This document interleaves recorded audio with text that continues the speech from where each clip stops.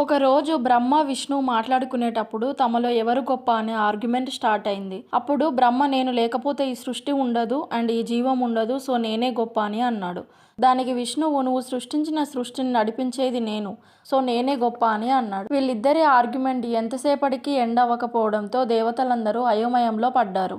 అప్పుడు పరమేశ్వరుడు వాళ్ళిద్దరి మధ్యలో ఒక అంతమే లేని అగ్నిలింగంలా ప్రత్యక్షమై విష్ణువు మరియు బ్రహ్మతో ఇలా అన్నాడు, మీ ఇద్దరిలో ఎవరైతే ఈ అగ్నిలింగం యొక్క మొదలు లేదా అంతం కనుక్కుంటారో వారే గొప్పవారు.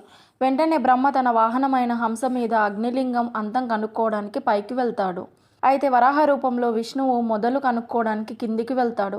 కొన్ని వేల సంవత్సరాలు వెతికినా వాళ్ళు అగ్నిలింగం ఎక్కడ స్టార్ట్ అయింది లేదా ఎక్కడ ఎండ్ అయిందో కనుక్కోలేకపోతారు. బ్రహ్మ పైనుండి కింద పడుతున్న మొగలి పువ్వును నువ్వు ఎక్కడి నుండి వస్తున్నావని అడగగా పువ్వు ఇలా చెప్పింది, నేను పరమేశ్వరుని తల నుండి కింద పడుతున్నాను. నేను కింద పడటం కొన్ని వేల సంవత్సరాలు గడిచింది అని చెప్పింది. తరువాత ఏం జరిగింది? ఈ పోటీలో ఎవరు గెలిచారో తెలుసుకోవాలనుకుంటే పార్ట్ 2 తప్పక చూడండి.